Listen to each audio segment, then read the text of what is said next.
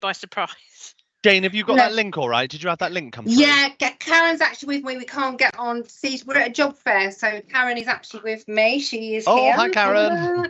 So can you link in with my computer when Karen's on? Yeah, so just bring yours on when it's Karen due to be on. Yeah. Yeah, no problem at all. I'll go let Owen know. Otherwise, everybody's sounding good. Everybody's sounding fabulous. We all know what we're doing.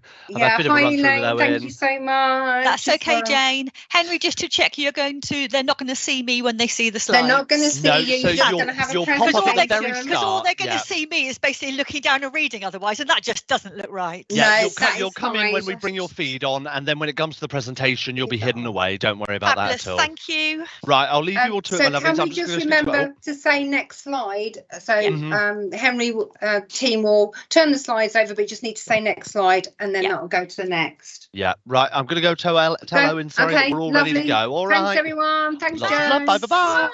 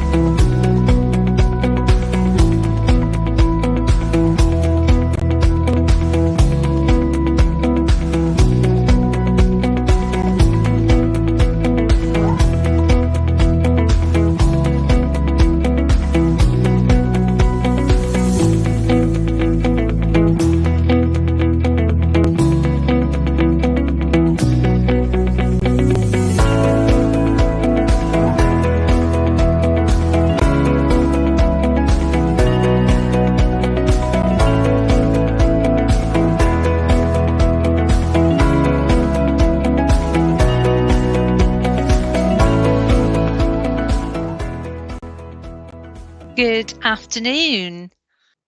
Welcome to the second part of our fourth Equally Inclusive Disability Confident event.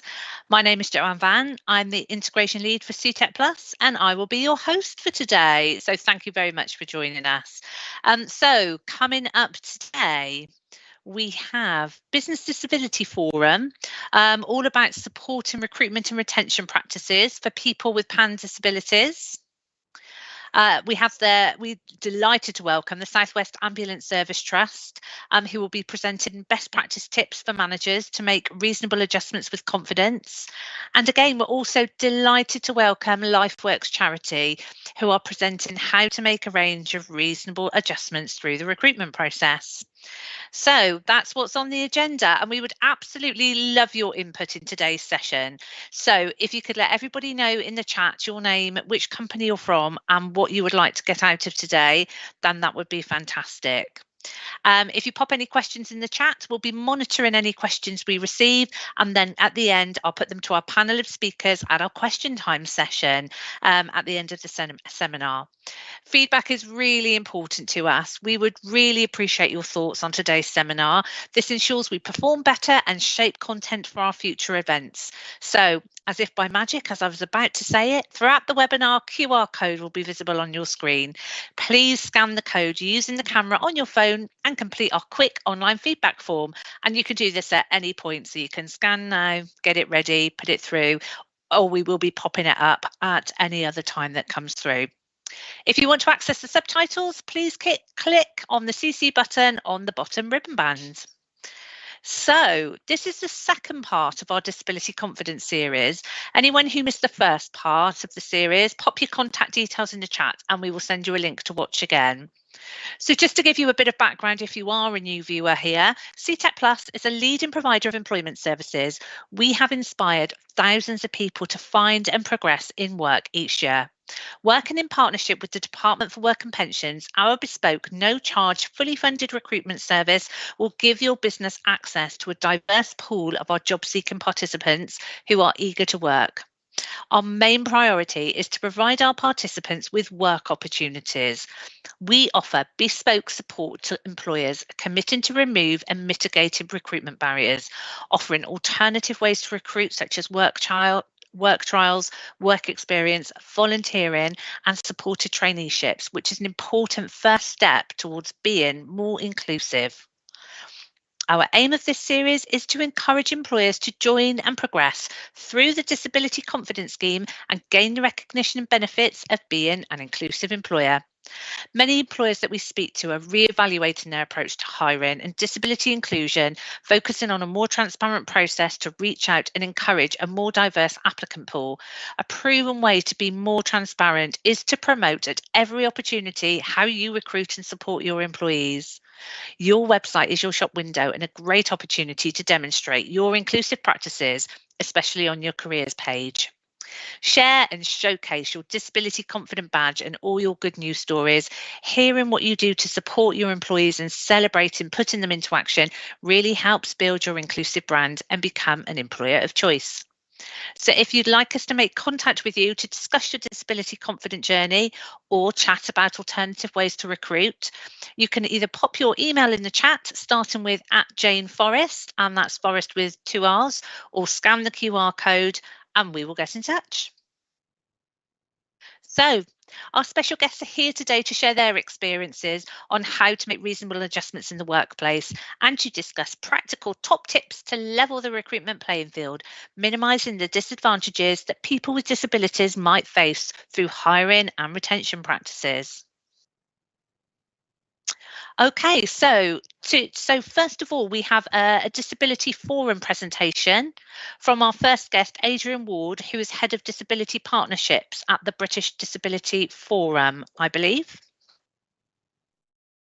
Hi everyone, and thanks for the opportunity to come along and speak today at this Disability Confident event. I'm just going to run you through some presentation today around the attraction, recruiting and retention of disabled talent within an organisation. My name is Adrian Ward. I head up the business partnerships team here at Business Disability Forum. And today I'm going to spend a little bit of time just very briefly telling you about Business Disability Forum, to talk a little bit about the attraction, recruitment and retention of disabled talent, and hopefully just give you some hints and tips about key considerations you might want to have in place within your organisation. Next slide, please. So just to start with a little bit of information about Business Disability Forum, or BDF as we often are abbreviated to. So we are a leading disability inclusion membership organisation. We've been around for just over 30 years now. And our mission statement is really about improving the life chances of disabled people.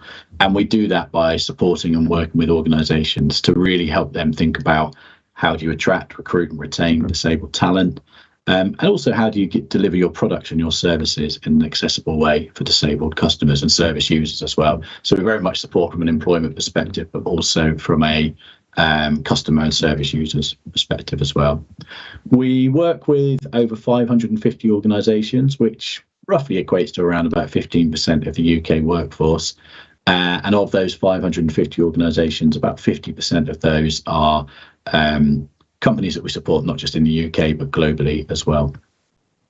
I think really importantly, it's good to just acknowledge really that over 60% of our own staff have a disability or a long-term condition, not a specific target that we've given ourselves, but actually I think from a credibility angle and also from a point of view of we have people with lived experience working within the organisation. It's just really important. If we're going to be advising organisations, we have to be an exemplar ourselves. And just really important to emphasise as well, we are a pan-disability focused organisation. So while there are organisations that might focus on specific conditions, we actually look at the whole breadth of disability in how we support and work with organisations. Next slide, please.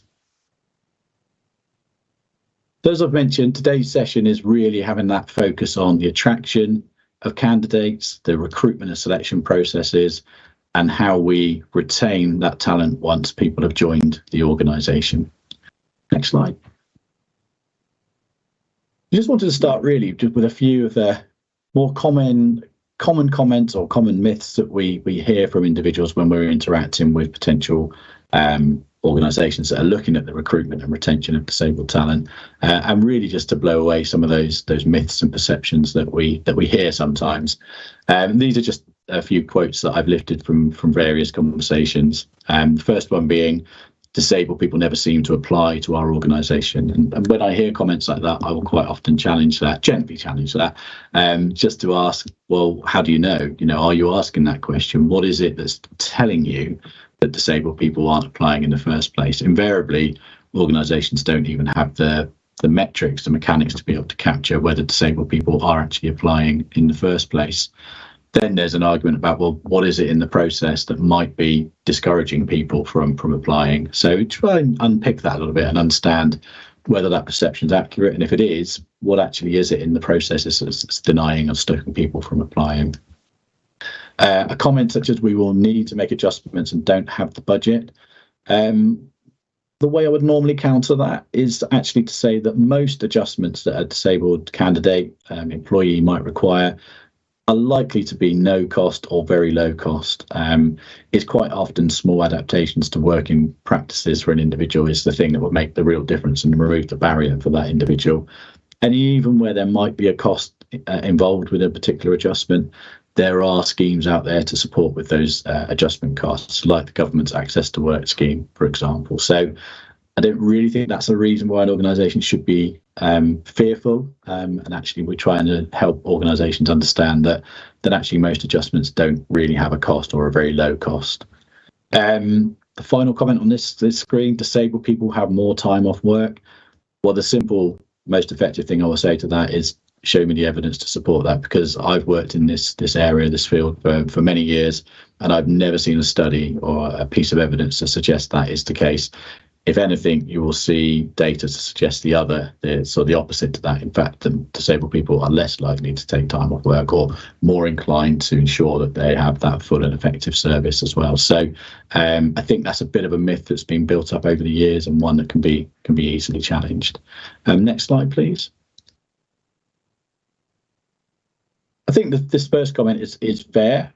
Quite often we will hear from people that will say we're just not sure what adjustments are reasonable or not.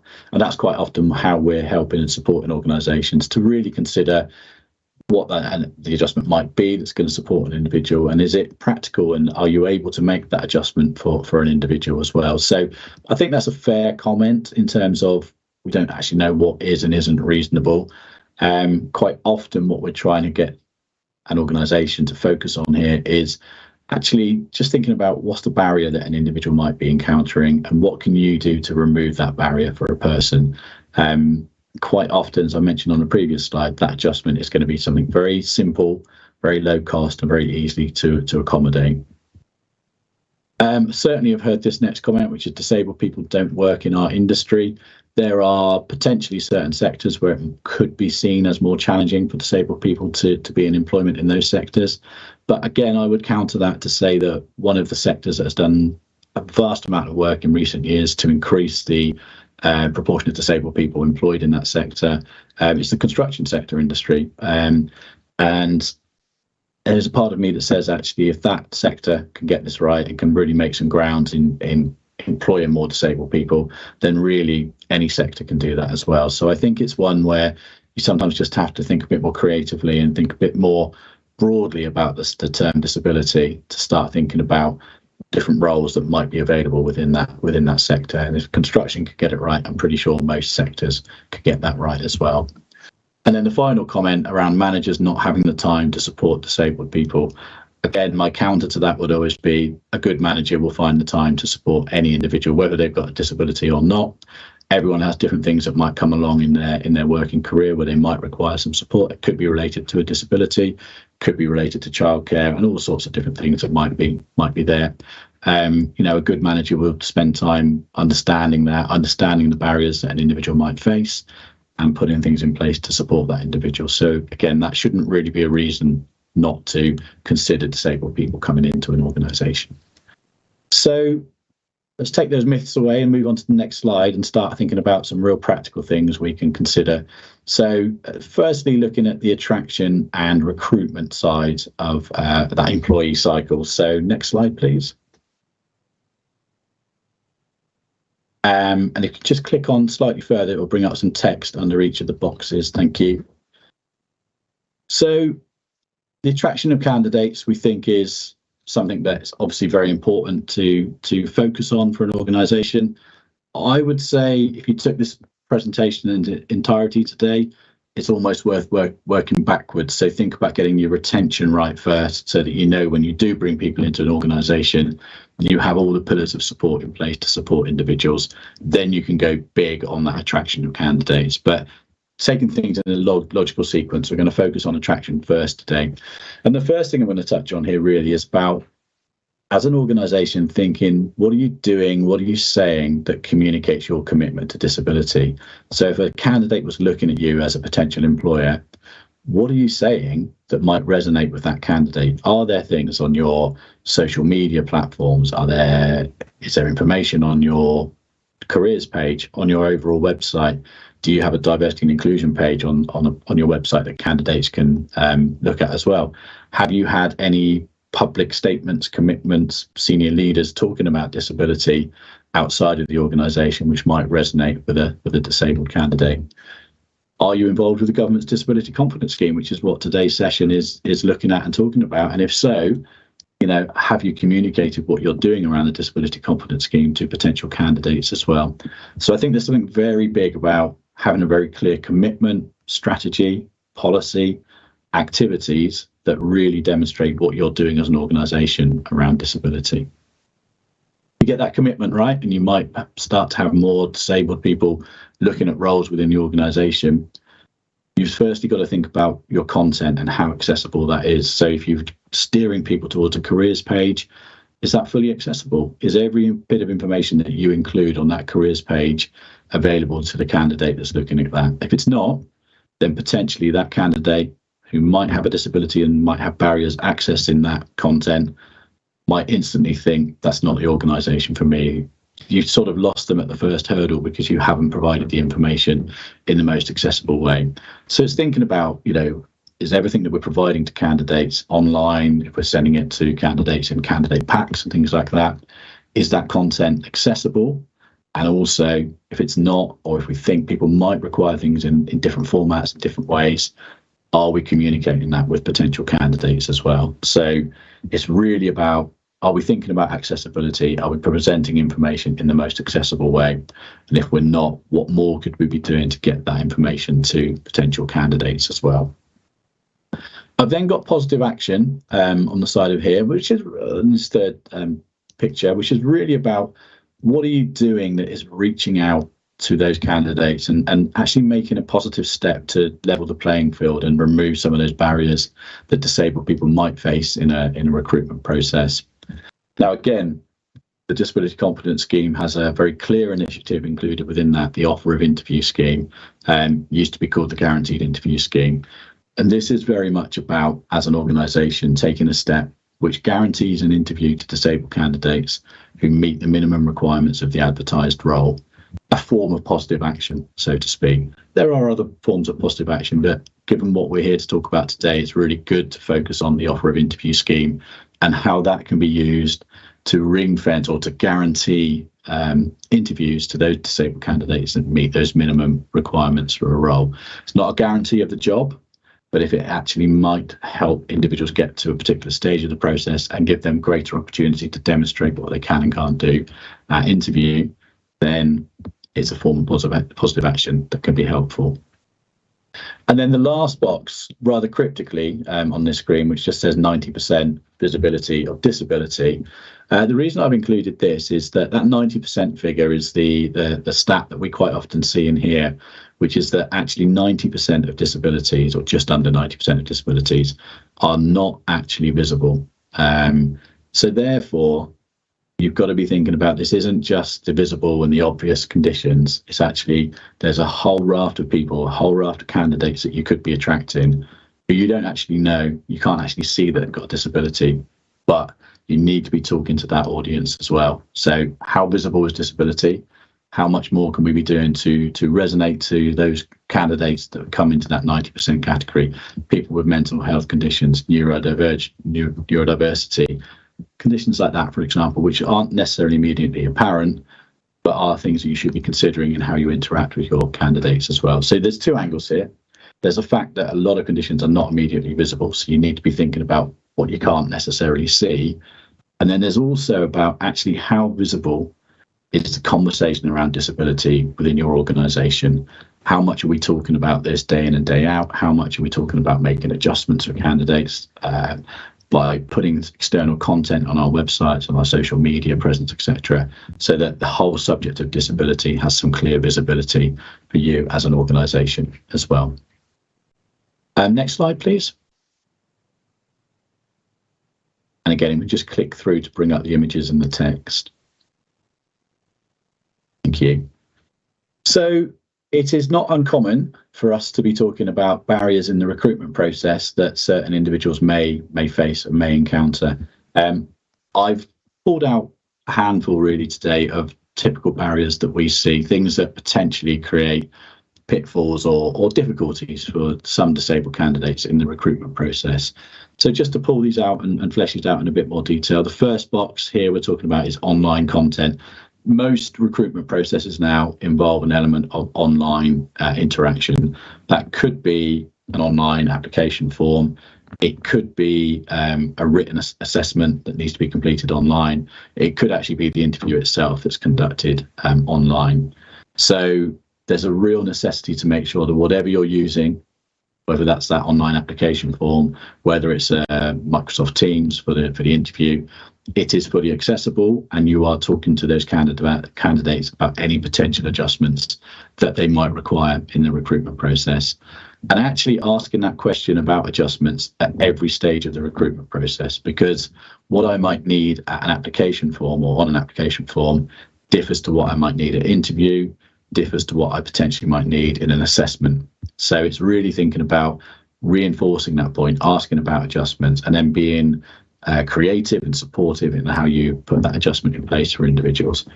But going back to my earlier point in the presentation, is if that online content is not accessible, then people might be clicking away. Good candidates might be just thinking, this isn't the organisation for me, and looking elsewhere because they can't actually access your process right from the initial interaction that they have. Your website, your careers page, your online application form is a real window into you as an organisation. So really think about how you can get that right.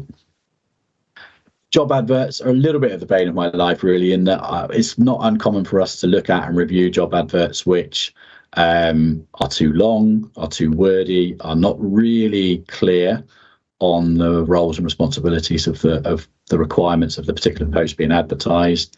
They might list a lot of desirable criteria, which we don't really recommend. And the essential or minimum requirements of the role aren't necessarily clearly defined either.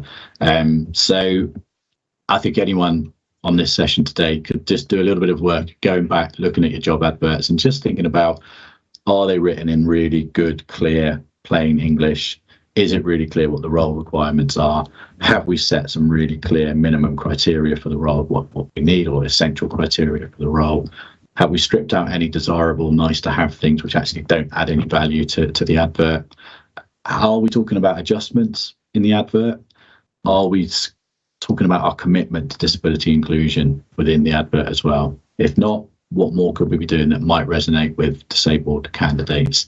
So just maybe a takeaway today, really, is let's go and have a look, see what we're saying in those adverts and see if we can sharpen them up and make them actually a more accessible advert, essentially. Then think about your processes. So whatever you're using in the selection process, whether that's an interview, an assessment, whatever it might be, well, firstly, making sure that you are offering candidates adjustments, you are asking if they need to do something in a slightly different way, and have flexibility as well. You may have had a rigid recruitment process that's always been a particular way, but actually what we're talking about here is removing barriers that some individuals might be encountering in the recruitment process. And that requires a degree of being flexible, being creative, understanding what the barrier is, and then putting a workable solution or adjustment in place for that individual. So offering and having the ability to make an adjustment is really important. The one thing that we do say when making adjustments in the recruitment process, whatever that adjustment might be, it shouldn't take away your ability to judge whether the candidate is suitable for the role. So don't adjust away, if that makes sense, your ability to assess the candidate.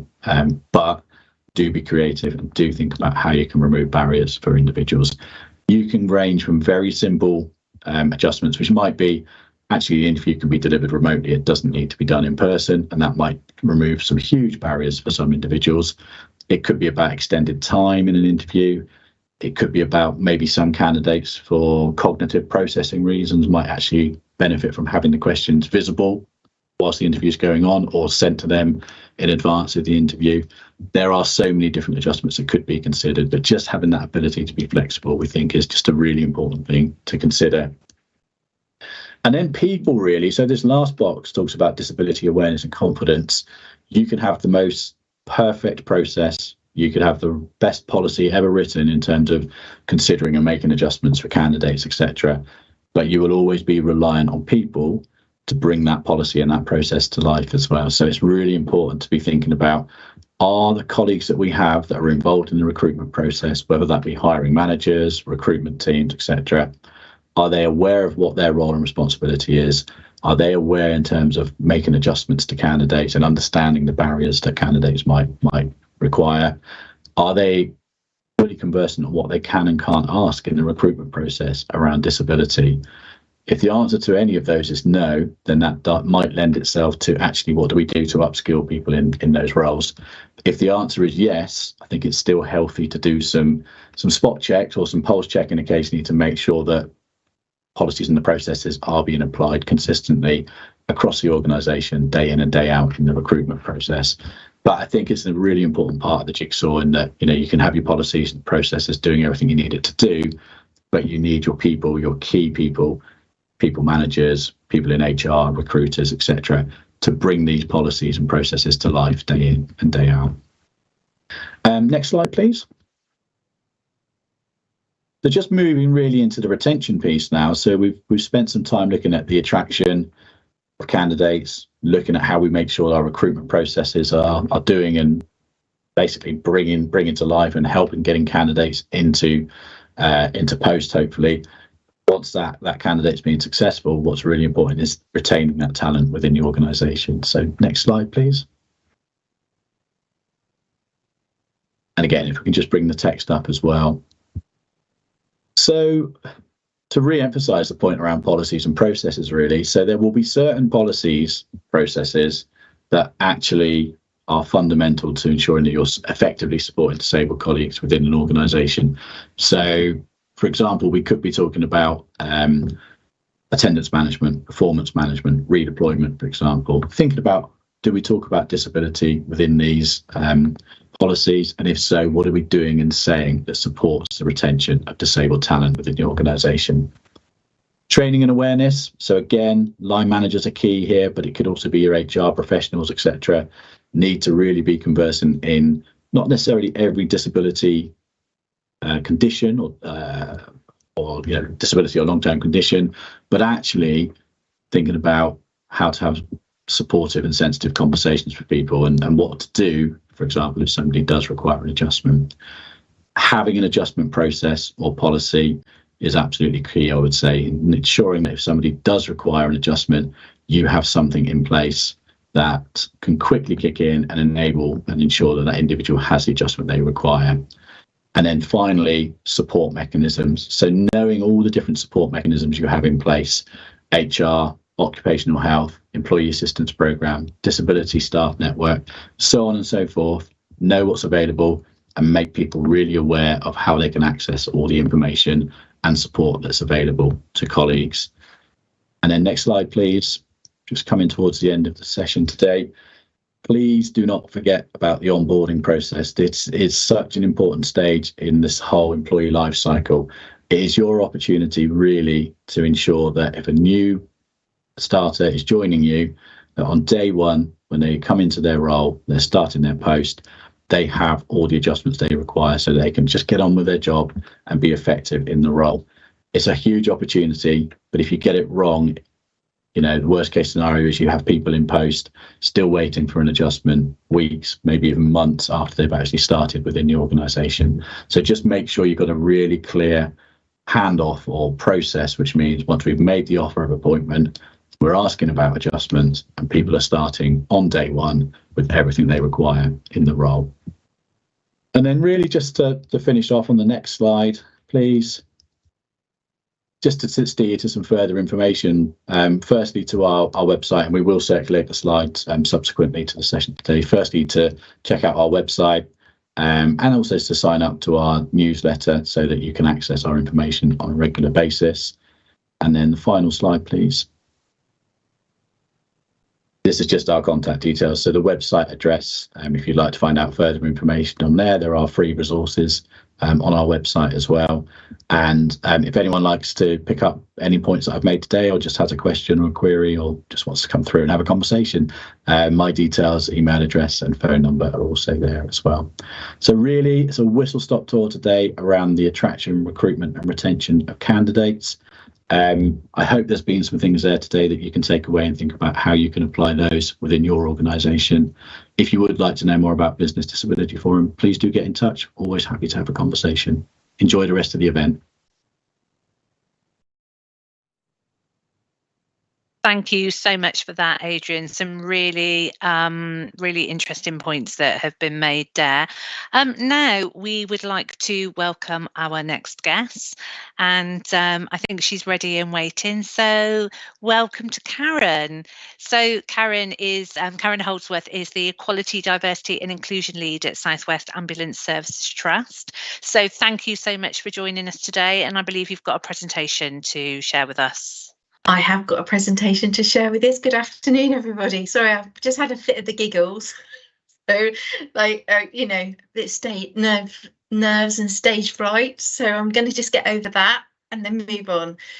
So I'm here to talk about the work that the South West Ambulance Service has been doing about our reasonable adjustments and the work that we did about devising a matrix to help our recruitment managers and our staff actually deal with the complex issue around how we can actually get the message out there that actually reasonable adjustments are there, and actually how we actually get the message out there that actually not all reasonable adjustments are complex, and actually not all of them cost money.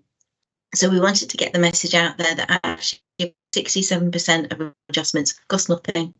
It's actually about a mindset. It's actually about cultural difference. It's about an attitude change. So what I did was I applied for some money from NHS England through the Workforce Disability Equality scheme, and we were awarded £10,000 to do some of this work. So what we did was we came up with this matrix. So if you could put the first slide up, that'd be brilliant. So what we did was we looked at all the different types of disability that actually we potentially employ within the South West Ambulance Service. Now, we do have some jobs that actually do have mandatory and occupational requirements, like paramedics, doctors, GPs that have to comply with their HPC, GMC, nursing, midwifery, professional requirements. So we do have to comply with those. But actually, so many of our roles, that as long as people are okay, the reasonable adjustments can be made. So we looked at what we could do, and actually the reasonable adjustment matrix formed part of that. So we looked at people with no disability, cognitive processing needs, social and communication needs, long-standing illnesses, such as epilepsy, Crohn's, chronic fatigue, people with mental health conditions, physical needs, hearing needs and visual needs, and actually what we could do about that. Can you go to the next slide, please? And then we looked at actually about what the reasonable adjustment could be in terms of, and this process, we were quite keen to state, started at the actual application process. So it was actually about people feeling confident as we are disability leaders, level 3, that actually we were actually making this process start at the application process, so that people, when we were giving sort of like in the application, are you disabled? And they were ticking that box, and they were giving an explanation so that they had the confidence to say, yes, I'm disabled. Yes, I would like this reasonable adjustment, and why that reasonable adjustment, was there in the interview process, in the guaranteed interview scheme. So it was about saying that, if they needed extra time, there was personal support worker was needed. There was extra time needed in an interview process, because actually some of our roles are highly technical, highly skilled. But it doesn't mean to say that in that interview process they can't have an extra time rested break in that process, or an extra bathroom break, or that the ESL interpreter can't come in and interpret for that individual. So we actually broke it down and actually made it more easier for our recruitment managers to understand what those reasonable adjustments were actually needed. So it made it obvious to the recruitment managers. Next slide, please. And so we just continued that through to actually sort of like things like so that we were going through from flexibility with location, whether it needed to be on Teams, whether it needed to be in a certain location, whether the building was actually accessible for people to actually get into, whether it was on the ground floor, whether there was a lift to the actual room. People weren't necessarily thinking about these things, and it was actually about pointing out what people who work in reasonable adjustments all the time is obvious, but to some of our recruitment managers, they weren't necessarily thinking about those things. We cover a region from Gloucestershire right down to the Isles of Scilly, right over to Hampshire. We have 550 leaders, so it's actually quite a huge training issue for us. So actually it was about also providing issues around making sure that people understood that they could provide flexibility with different assessment methods. So say that somebody was coming in for a sort of a bookkeeping accountancy role, there could be flexibility around how that assessment method was for an accountancy role if they needed to be demonstrating around competency for that role. So we sort of continued that the matrix on to sort of like things around permission to write notes, permission to bring notes, writing questions before they came into the interview, rewording of questions to make them more obvious, because actually some of the information that we deal with is very technical. So it was actually about making sure that actually there was sort of an understanding about some of that technical information. An extra time allowance for processing. So if somebody's got auditory processing disorder, actually allowing them time to process that information. So actually doing that reasonable adjustment matrix and making sure that information got out, and the recruitment managers were trained in that process for that interview, made sure that actually when people were recruited, that actually there was a flow through to the onboarding process, and then actually to the actual process of when people started work, and then actually what reasonable adjustments they needed to actually make sure that they were embedded in the work, and then you can actually ensure that they're retained in the workplace as well. If if we were recruiting somebody, it costs us about £7,500 by the time they've gone through the whole process. So we don't want to waste that money. We want to make sure, and there's some incredibly talented people. We want them. We need them. We're trying to actively recruit. Any one time we've got 350 vacancies. We're actively recruiting. So it's actually about getting it right. There are issues with applying for access to work. We know, anybody who deals with that regularly, there is a 20-week delay. So actually it's about making sure that what we can do in the initial first few weeks, actually, if there's easy adaptations that we can make, it's about making them as quickly as possible. But sometimes there are specialist things that we need to apply for, and it's actually making sure that those high-end things are applied for as quickly as possible, and that people know that they're supported, and that line managers know, what support they need to be giving to the individual as well, and the individual feels supported. So that's what we've done with our reasonable adjustments matrix. It's a start.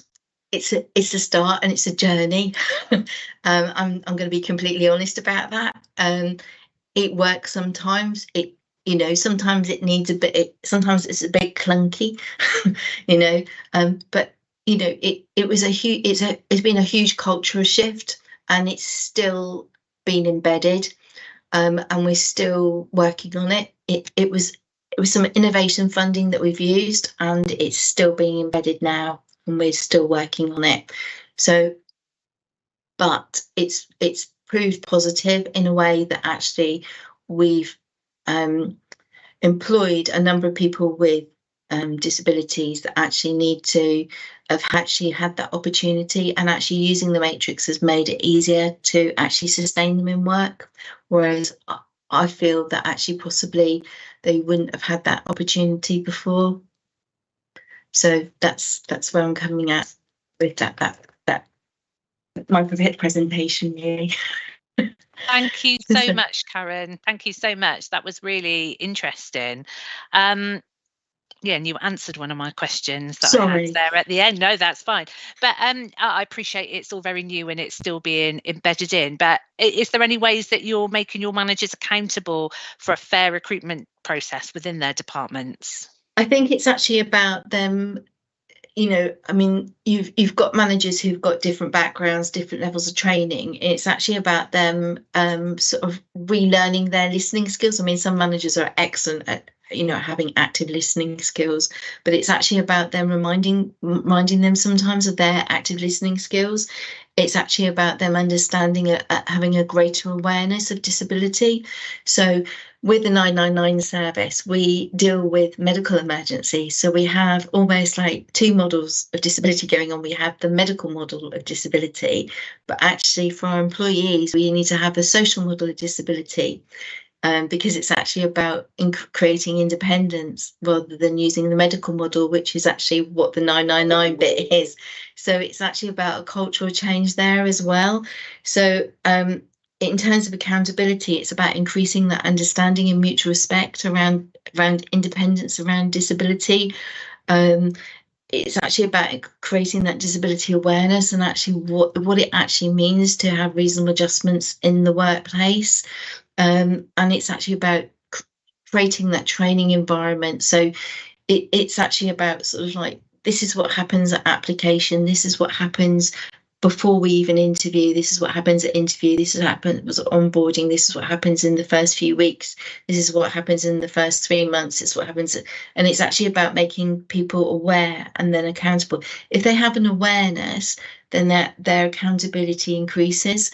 And it's also about them stepping up to be leaders in this, because actually if they understand and they have that mutual respect and understanding, then their accountability becomes greater. Because when I hear people talking about disability and they talk about reasonable adjustments, when I hear people talking about, oh well, this is the way I'm approaching it, and they're telling others about it, then I think, yes, they're taking accountability for it, and they're talking about how they've supported, or they've supported an individual into their workplace because they've all done their differently able buddy training, because we've had certain areas within SWAS that have literally all the team have done it, not just the managers, but all the team have decided to do it to support one disabled individual into the workplace. And I think that's taking ownership, that's taking leadership, that's taking accountability.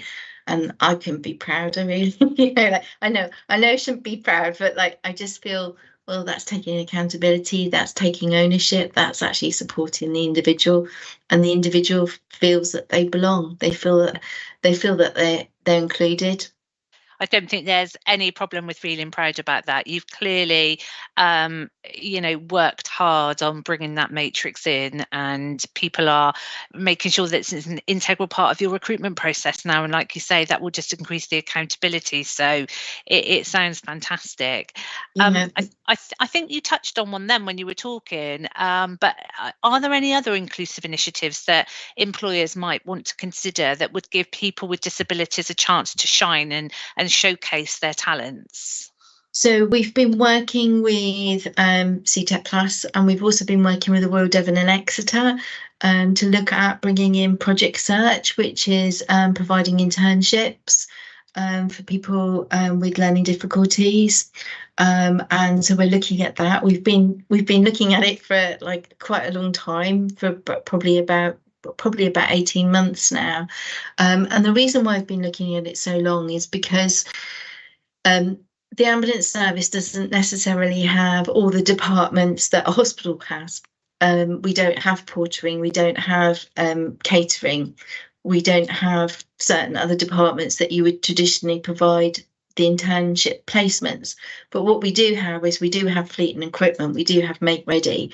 So we've spent a long time, for want of a better word, I've been faffing around. Nobody else has been faffing around. I've been faffing around going, well, where can we offer good quality internships where it's meaningful? There's potentially a job at the end of it, and I spent a lot of time talking to different managers and saying, well, you've got jobs. Would this work in your area? Would this internship work?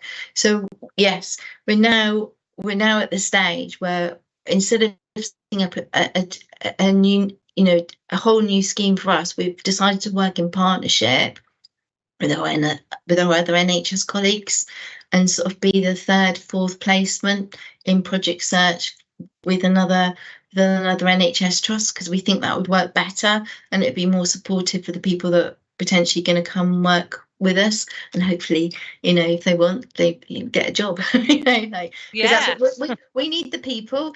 They and if the job is suitable for them, because actually, if the skills match and everything else, it's I'm getting excited about it, and I know that James and the team at Exeter Fleet are getting excited about it as well. So, yeah. It does sound exciting, and I definitely wouldn't say that you've been faffing. I think it sounds like you've been taking your time to build a valuable experience. Yes, because that's it. You want somebody to come in and have that the extension of their journey and really be able to embrace it and fully take on board everything that's within it. So sounds fantastic. I've just got one more question for you, and then the nerves can go. Thank you. But when should people with disabilities apply for support through Access to Work, and what types of support do they offer? So I would say it's individual to the individual. So the application form that you make, I would always encourage people to be open and honest about their disability. You tick a box, say what reasonable adjustments you need. Be absolutely frank. If you've got an unsteady gait, tell them at interview, because people make judgments. They see somebody wibbly wobbling in to an interview and they're making a judgment. Tell them that you've got an unsteady gait because you've got spina bifida or whatever it is. I mean, I'm speaking from personal experience. People have made judgments about my wibbly wobbly gait, and actually, I've got spina bifida. I can't do anything about it. That's it. And they've made judgments about health and safety issues over the years. It's nothing to do with health and safety. Stop it. So, and actually, I don't need reasonable adjustments at that stage. Sometimes I've needed to settle into a job to see what the actual job involves before making an application to Access to Work. Sometimes it's obvious that I would need to make an application a couple of weeks into the job. So it depends on the nature of the job sometimes, and sometimes it depends on the person. I would say it's actually about being upfront and, this is the job, like a bit about what the Disability Business Forum was saying about actually be honest about what the job involves. Don't sort of like overcomplicate the job, but also actually be realistic about what the job actually entails. If it entails lots of, IT, be honest about it, because actually then those accessibility insight issues can be addressed for that individual if they've got dyslexia or are neurodiverse. So it's actually about being completely honest about that. But actually, also, you've got to bear in mind that actually Access to Work, there is a delay with the applications at the moment, and that can be quite detrimental to an individual as well. Also, sometimes what is being recommended by Access to Work is not necessarily compatible with actually what you as an employer can actually fit to your systems because of security compatibility, the systems that you've already got.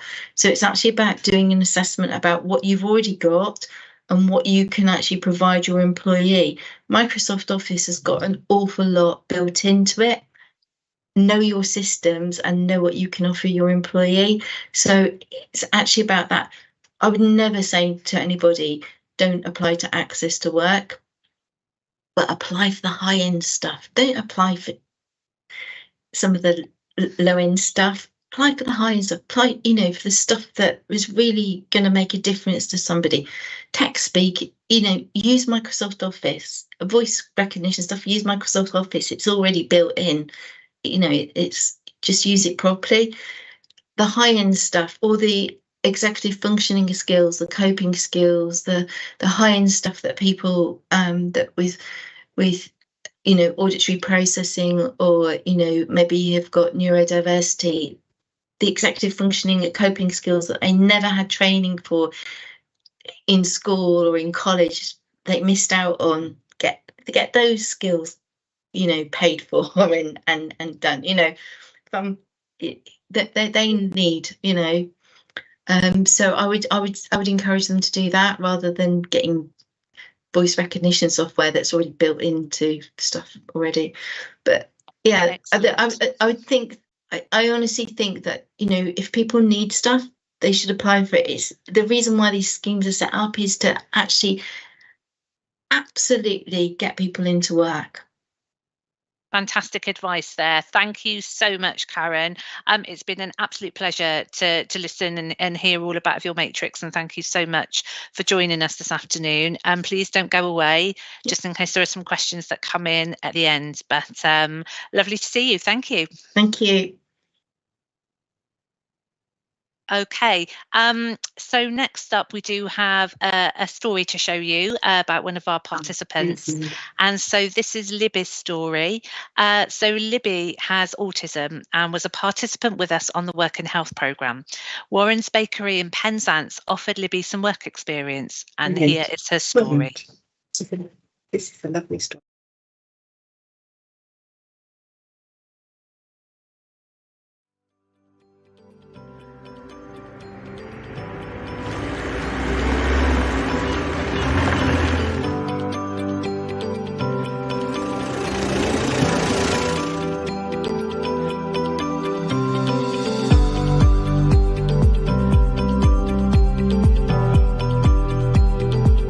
I'm Claire Hall. I'm an employer account manager for CTEC Plus. My name is Chloe Widrow. I'm a HR assistant for Warren. So let's talk about the partnership between CTEC and CTEC Plus and Warren. Yeah, fantastic. So in January, we had Libby come over for some work experience in our Helston store. She was a really, really successful worker, and she got offered a permanent contract on our Redruth store. We have about 50 temporary workers over summer, and we thought it would be a really good relationship to build in with CTEC, and it's been really successful to get some great people on board. So tell me about the support that CTech Plus has given you.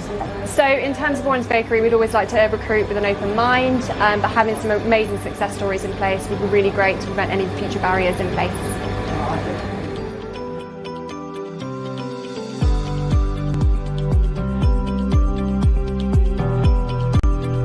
My day-to-day tasks are serving the pastry to our customers, using a till, doing the coffee machines, using the oven, and also all lots really. Been learning a lot really. And the benefits Libby's brought to the business is excellent customer service. She offers promotions, she does displays, and she makes excellent coffee. I enjoy the most when serving to customers, using a till, and I like working with my staff, and also I have got an Employee of the Month for the certificate I have got.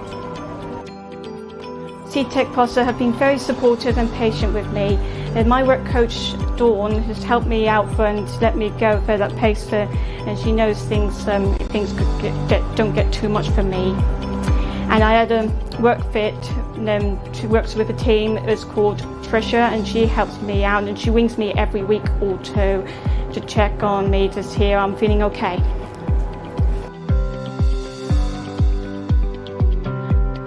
The difference I've seen in Libby is confidence. Her confidence has soared since she's been with us. She does things that are out of her comfort zone, and she'll give everything a try.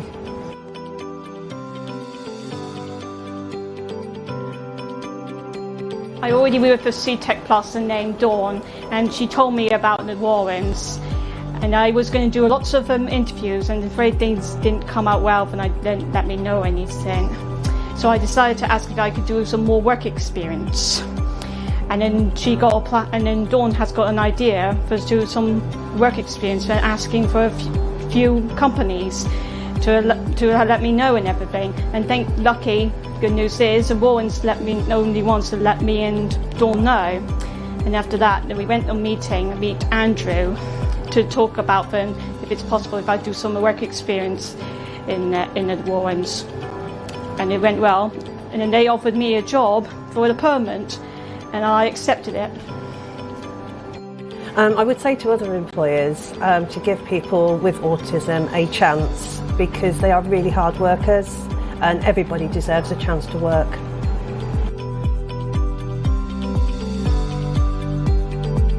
The partnership works so well is we've built that relationship with Warren's Bakery and CTech Plus, and we have just looked after the customers. We've been completely in communication with them and making sure that they are getting what they want. We pre-screen everyone before we send anyone across to Warren's, so we know they are right for them. And then going through the interview process and the work trials and everything like that. So it's been a really good relationship and really good teamwork as well. Within Warrens, we have a fantastic team of managers, and within the management process, we ensure to look after all of our staff from the very beginning to the very, very end. I'm feeling a lot happy and better, really, and I really enjoy working at Warrens, and it will help me learn lots of things, really. They teach me a lot, like gain more confidence, really, because I'm actually really glad I met these Warren teams.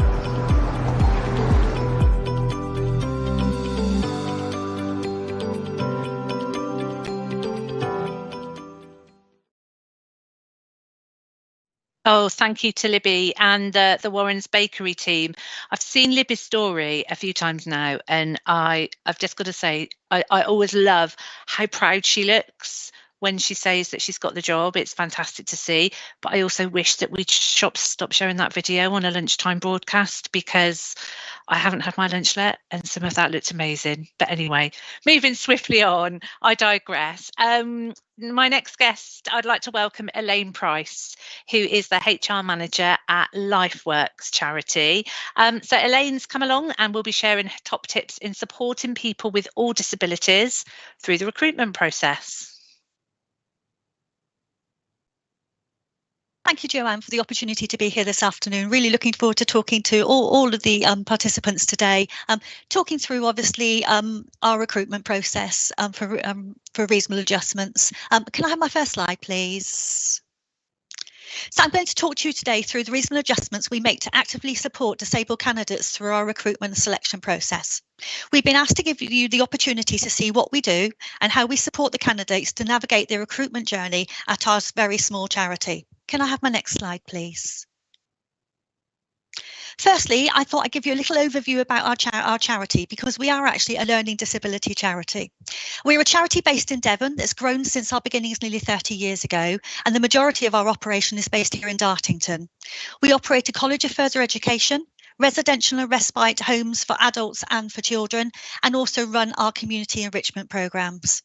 LifeWorks works to support people with learning disabilities to have a great life.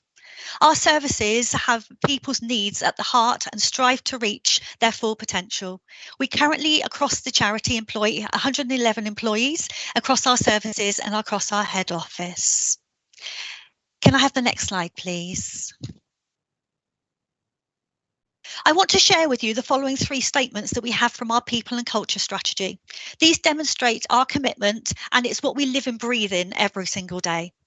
So we as a charity believe building a culture in which everyone can flourish and where brave thinking and values-led behaviours is encouraged and modelled by leaders and colleagues alike. Creating a sense of belonging by embedding equality and diversity, inclusion and equity in all that we do. Equality and diversity should no longer be seen as a separate agenda. Here at LifeWorks, we're committed to continually reviewing and developing our approach to the recruitment and retention of individuals with disabilities. Can I have my next slide, please? Just an example of obviously somebody having a great life with us at LifeWorks for our community programmes. Can I have the next slide, please? I'm also going to talk to you very briefly before we go on to recruitment about our disability confidence journey. We commenced our disability confidence journey in April 2017, and within a year we had secured disability confidence employer status. It was important to us as a charity to also attain the disability confidence leader status, which we achieved in the summer of 2019 and have recently again reviewed. As a learning disability charity, we know how important it is to reduce and remove the barriers that people with disabilities face on a daily basis, and are therefore not only committed to doing this with the young people that we support, but also committing to take positive action to reduce and remove the barriers for disabled people gaining and remaining in employment with us here at LifeWorks. Next slide, please. Our Disability Confident Leader Accreditation badge we use across all areas of the charity. Not only do we use it, obviously, and it's used to promote trust, we use it across every aspect of our website and so that people can see the visibility of our leader status. But you'll see from the picture, we also use it across all our recruitment materials and all our advertising materials within HR, which we feel is really important. We also feel, obviously, being a disability confident employer and having that badge to be able to display encourages candidates to feel safe to disclose disability or long-term health conditions, knowing that they will be supported, obviously, through that process. I would seriously encourage any business who's not commenced that disability confidence journey to do so. We're a very small charity, but we completed the whole process in just over 2 years. And at that time, there was only 2 of us in the HR department. So it is something that is really accessible to everybody. And if anybody who needs or small businesses need support, then obviously myself and my team are really happy to support you. Can I have the next slide, please? So today I'm going to talk you through reasonable adjustments that we consider and implement at all stages of our recruitment and selection process. Firstly, you may need to be very mindful that we operate a regulated service, so that's Ofsted and CQC. So our recruitment, our selection process is already very robust. Secondly, as a disability confidence leader, we actively look at ways that we can support candidates with disabilities in the workplace. The start of our recruitment process always starts with reviewing the job description and the person specification, ensuring firstly it contains easily identifiable language, it's clear, it's factual, and it doesn't discriminate. These we also make available in other formats, whether it be paper, whether it be braille. All the candidate needs to do is just request.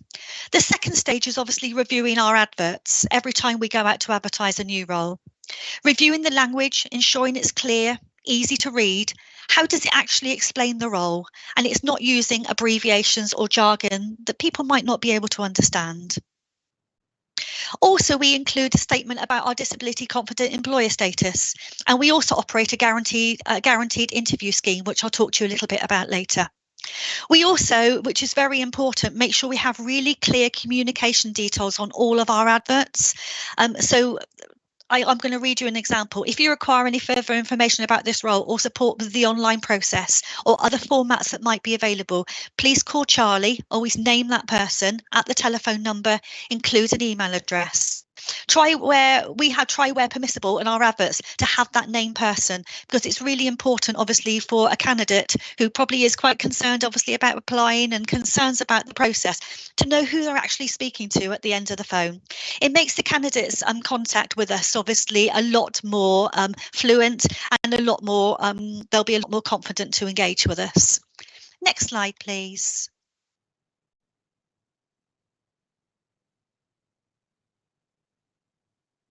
When we advertise, we think about how or where we're going to attract candidates with disabilities.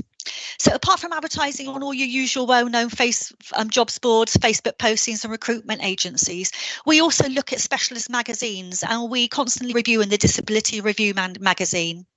We also work and advertise all of our jobs on the online Find a Job platform on DWP, and also we work in partnership with CTEC Plus and also the Job Centre Plus coaches, obviously supporting candidates with disabilities into the workplace.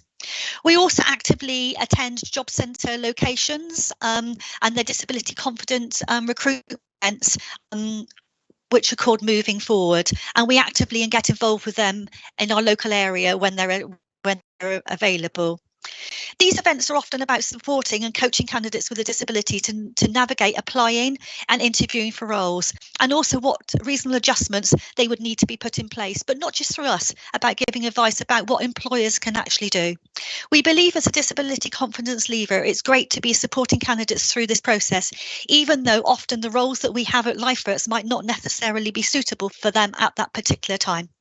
So let's have a look through our recruitment process. Can I have the next slide, please? So our application process, well, firstly, 2 of our services are Ofsted regulated, so we can't just accept a CV. So we have also a short application that we have cut down and reviewed over the years to make sure it's accessible as possible, and also combined with a CV or another method, which obviously could be a video or a braille method for the blind.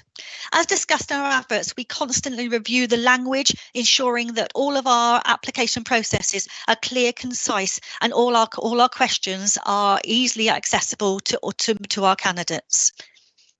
So our application comes in many different methods: online applications, CVs, paper applications, if that's more applicable, and also other formats on request, whether the candidate wanted to do a video application or whether we need the application in a format perhaps as braille. Help is always available. As detailed on our vacancy page, we obviously tried wherever possible to put a direct contact that candidate can actually talk to us if they have any concerns about the process. We also operate our guaranteed interview scheme for all disabled candidates as long as they meet the job criteria. We review the questions to make sure, obviously, we set a question, obviously, related to disabilities the candidate might have, but also reasonable adjustments that they may be required to attend interview on an application form. So we're already thinking about that process, about what we have to do before that candidate even would actually come to see us for an interview. And as I said, about displaying a name and direct contact details on the adverts and the vacancy page.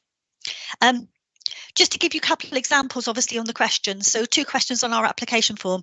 Is LifeWorks Charity is committed to Disability Confidence Scheme and positively discriminates in our selection process? Please indicate if you have a disability which you may require assistance from us during that recruitment process so we can provide reasonable adjustments where necessary. We also have another question. LifeWorks Charity is committed to the Disability Confidence Scheme and positively discriminates in our selection process. Please indicate if you have a disability and would like your application considered under our guaranteed interview scheme.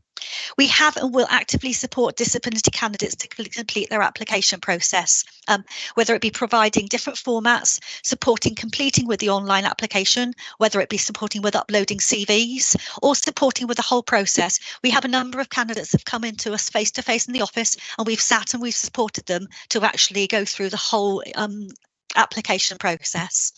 Can I have the next slide, please?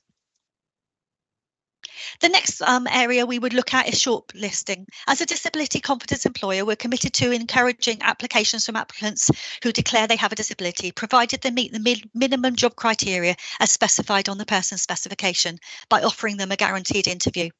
Our managers shortlist candidates. However, we always check to ensure the candidates with declared disabilities have been fairly shortlisted, and that is something that we do in the HR department. On invite to interview, we also ask the candidate if they require any reasonable adjustments made to the interview, and the HR team will follow up and they'll put this in the place to support the managers. So just obviously thinking about our interview, managers have the overriding responsibility to ensure reasonable adjustments that are requested are implemented, but obviously we follow up behind to make sure obviously that all of those things have been done and done effectively. Here at LifeWorks, we have very set, clear questions for all of our roles, so the managers can't digress, so which makes it easier obviously to make sure we've been consistent with all candidates. All of our questions are can be prepared in advance and can be actually shared with the candidate in advance if they feel that they would support them obviously with their disability. And interviews can either be face-to-face, which obviously, as we're regulated by Ofsted, is their preferred method, but for a candidate with disabilities, we're happy to think of any other way of interviewing which makes obviously the process more accessible and more comfortable for them. It could be on Teams, it could be on Zoom. Again, like all other parts of our interview process, clear and concise questions are really important. Interview questions can have been on a number of occasions provided in advance, obviously, as I said, to support those candidates. Next slide, please. So carrying on also with the interview, and we also look at the interview location. With all our candidates, we give a direction, or we give a map of written instructions or verbal instructions if necessary. We support with route planning if somebody is struggling obviously to know how to get to us, and we support obviously whether it be trains, buses, and how they get to us. We obviously look at parking arrangements, and we also review accessibility into our buildings, into our rooms in all of our interview locations. It's also important to look at the environment as well. Planning the space, the lighting, the heating levels, and making sure that you have water available for the candidates.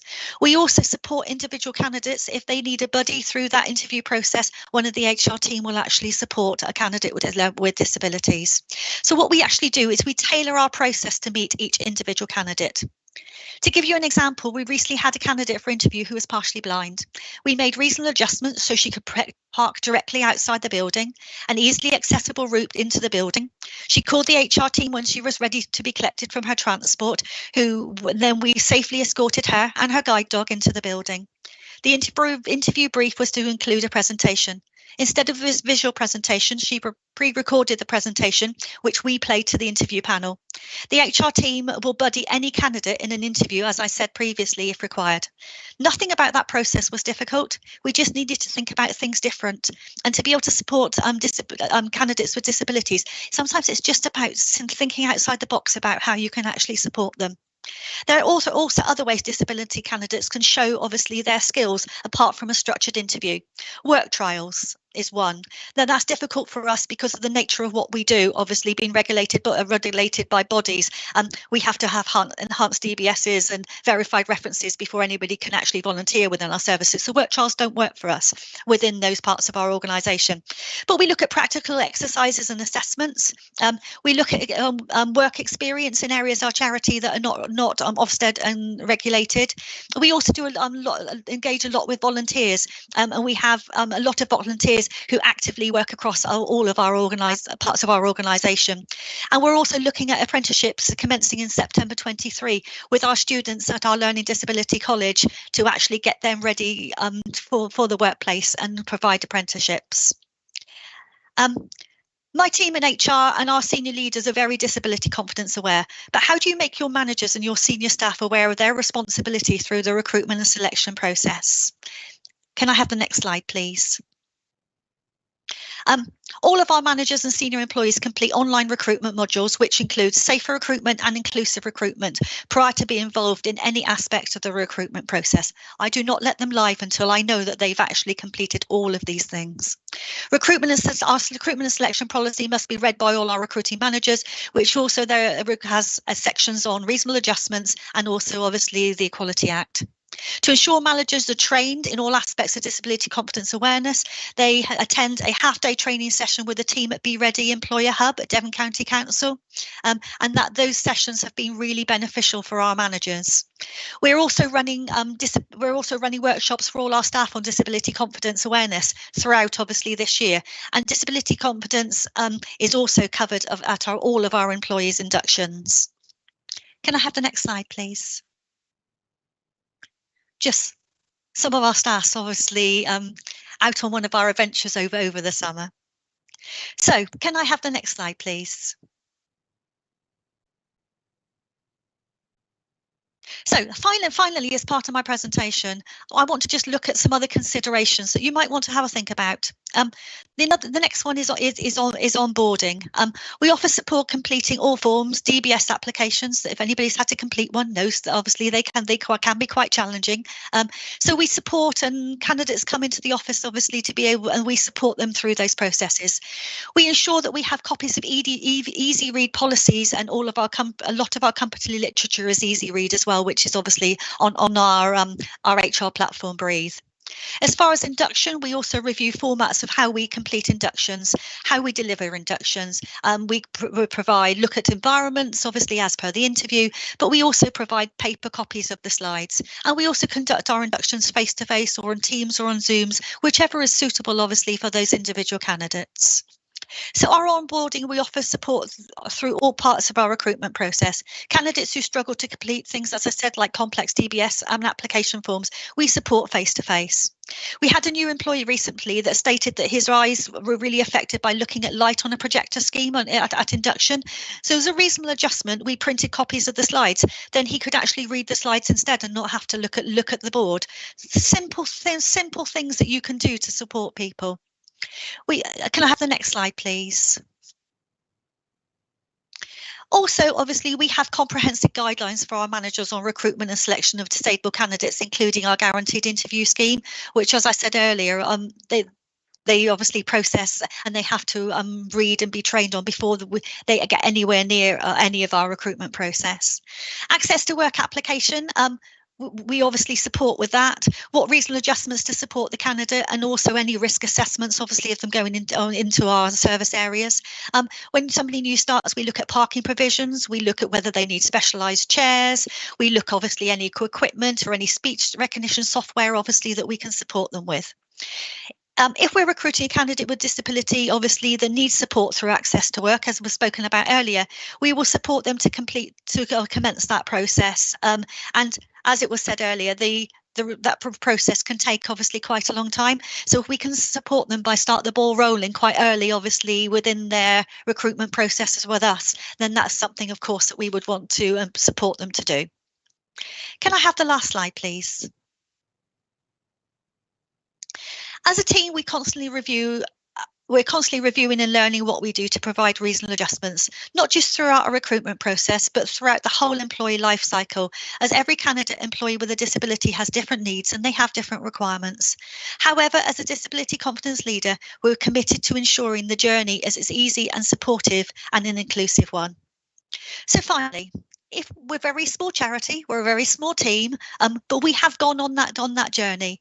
So if you require any information about our recruitment process, or if you want any help about starting the disability confidence journey and you were in our boat a few years ago, then please don't hesitate to take down our number, take down our details, or contact Jane, who'll put you in touch with us.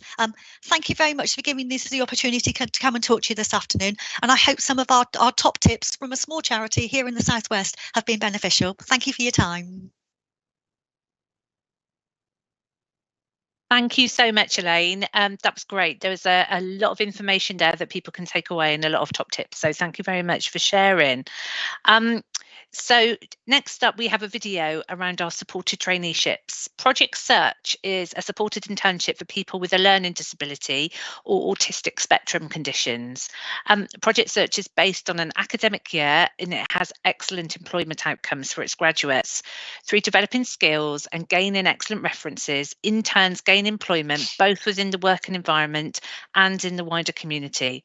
The employment rate for Project Search graduates is currently 87% over 8 years, and this compares with the 6% national average for people with a learning disability or autism spectrum condition.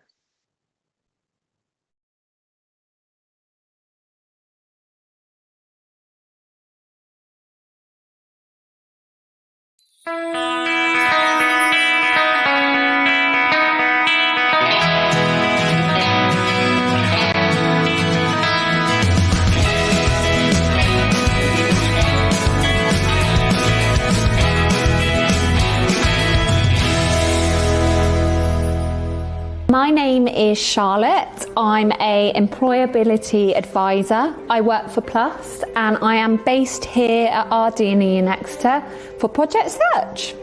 How valuable is it for the interns to have this experience?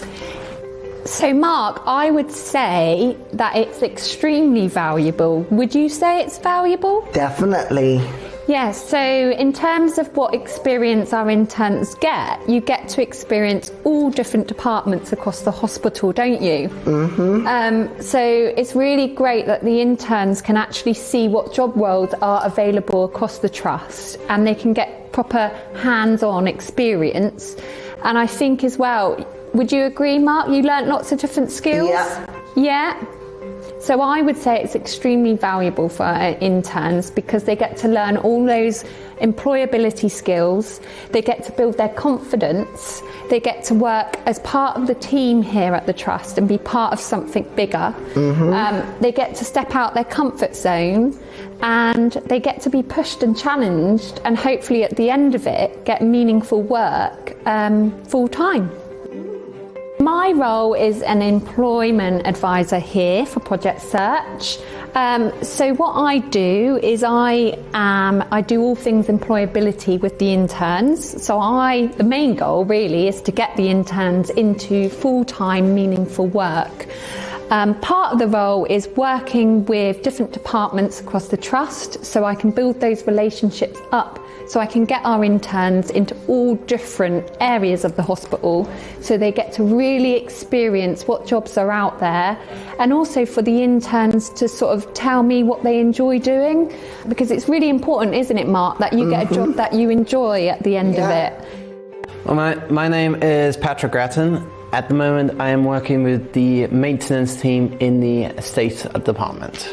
My name is Mark and I currently work in Yo and Yachty, which is part of the oncology department. My name is Adam Passmore and I work at the medical device library. My name is James and I work in Yenin.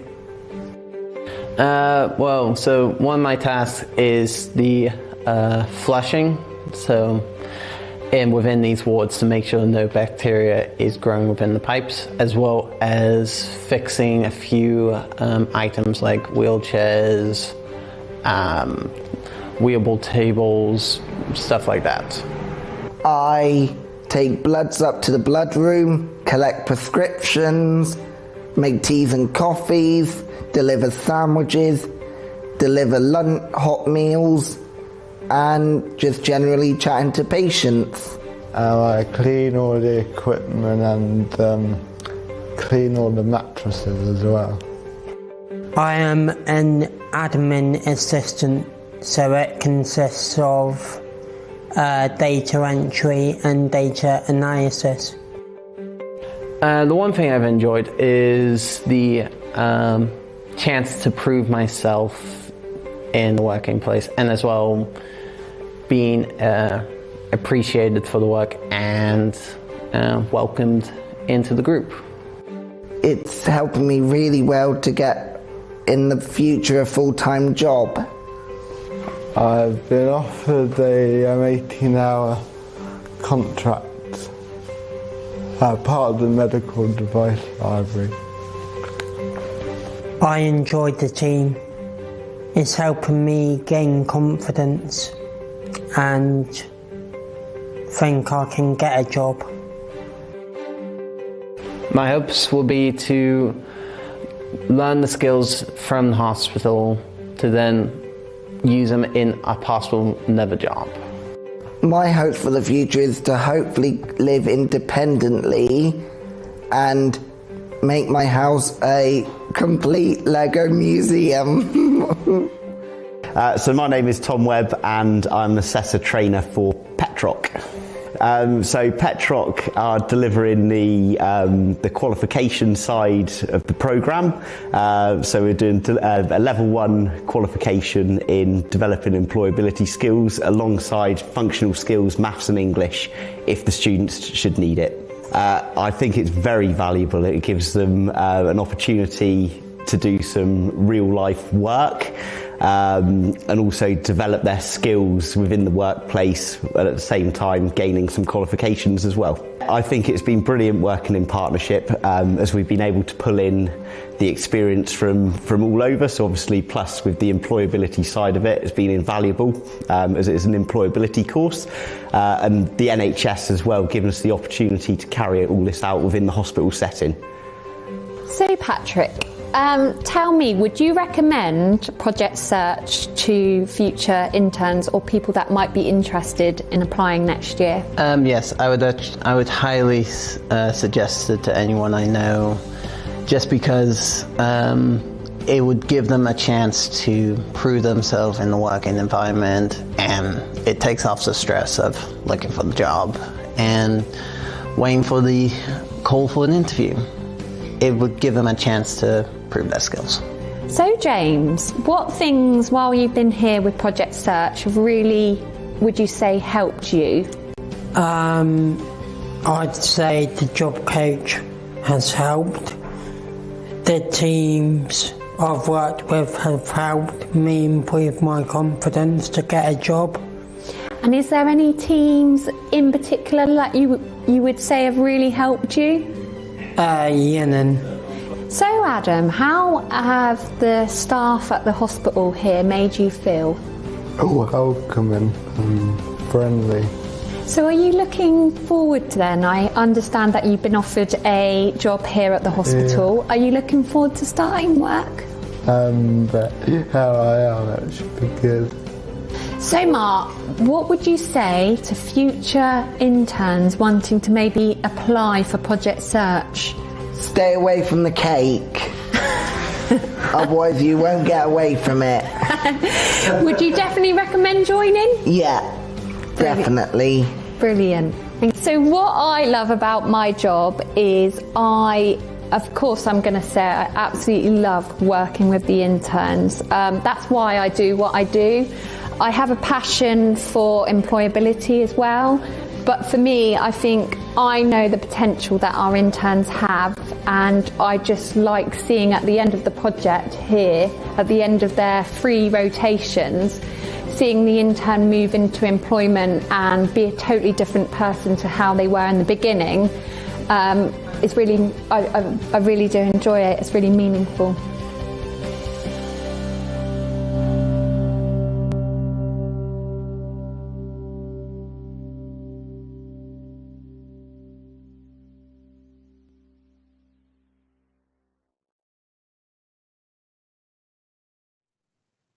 What a fantastic video. I'm not sure I ever agree with advice though that says stay away from cake, but my husband would definitely want to also achieve the life goal of making your home a Lego museum. That's another story. We're running really close to the end, so thank you to those who have submitted questions. If your question isn't answered now, because like I say, we are running a little bit short, we'll drop you an email and we'll be happy to provide you with any further support. But just to keep along a theme, I just wanted to bring both Elaine and Jane back. If I could ask them each in turn, maybe if we go to Jane first. Have you got any more inclusion plans for the future? So it's Karen, but it's sorry. Sorry, no, it's all right. I'm on my screen, Jane. It's all right. I'm on Jane's computer because I forgot to bring mine. Yes. Sorry, Karen. I've even met you, so there's no excuse for me. I do apologise. Okay. So the more inclusion plans that we've got is basically to embed what we're doing around the reasonable adjustments matrix and actually make the process better.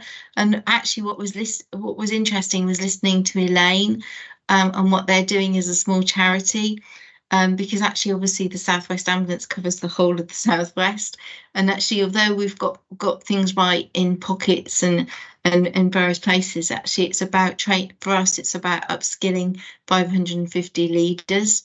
So it's and managers across the whole of the Southwest. So I was listening to what she was saying, and actually from an inclusion point of view, it's actually about making sure every single one of those is trained and skilled and has the confidence to do what they need to do. And if they don't, know where to go and ask. You know, they just know where to go and ask.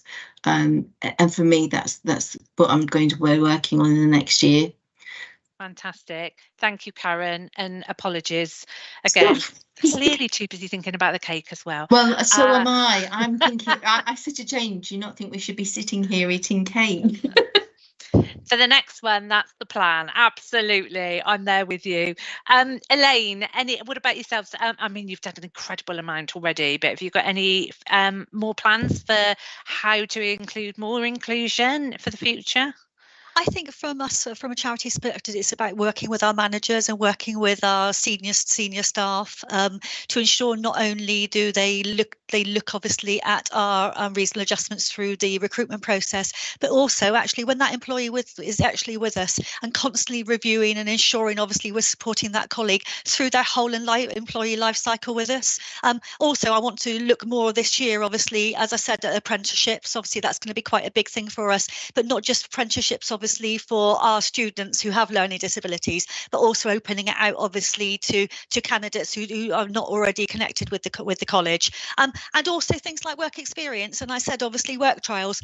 Because we're regulated by Ofsted, there are certain things that we just can't do at the moment quite easily. So it's about how I'm going to work around those to give the opportunities for disabled candidates to be able to be supported by the charity and ultimately to be recruited by the charity. So those are my disability confident focuses now for the next year.